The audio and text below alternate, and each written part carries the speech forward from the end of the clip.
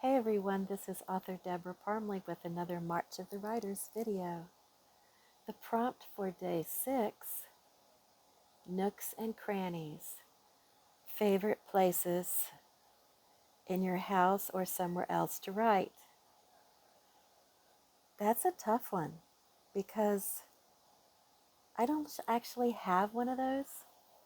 So the interesting thing about living in a motorhome and writing is that before we started to live the dream, I had this idea that we would go down the road. I'd be writing as we went down the road. We'd get to a place. Maybe we'd be in a national park. I'd sit outside and write on a picnic table. All these little romanticized, dreamy ideas of what I'd be doing when I was living as a writer in a motorhome. And the reality is much different than that. I've found that going down the road, it's kind of bumpy. So typing on a laptop isn't happening. I'm definitely not writing by hand on a notepad. However, one newer thing, which I may play more with in the future, is the dictation aspect of Word. That I might be able to do going down the road because it's not dependent on whether something is bumpy or there's traffic or there's, I could easily stop it and pick it back up again. So I may play with that a little bit more.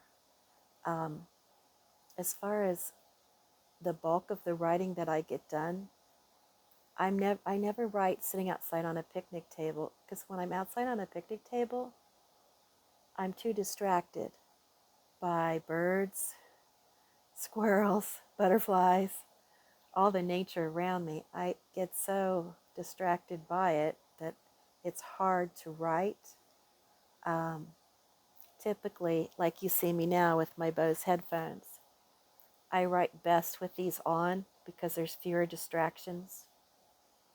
The problem with writing, it's one of those jobs where you can be going along just fine and something pulls you out of it and then you don't get back into it.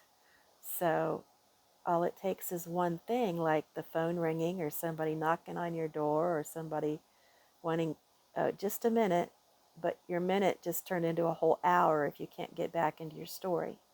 It's wasted all that time because of that interruption. So I've gotten into the rather bad habit of writing at night, which I need to quit doing because I need to get more sleep. So I need to figure this out for 2025, a healthier way of writing than the whole world's asleep in the wee hours. But that's the best time for your brain to rest and recharge, which I sort of need, if I'm going to rewire the neural pathways in my brain and get back to how I was before. So the answer of nooks and crannies, I don't have a nook or a cranny. Maybe I should create one. That's something to think about. So thank you, JD, for these prompts. You've got me thinking on this one. Wasn't something I'd examined this year, but I definitely need to do that.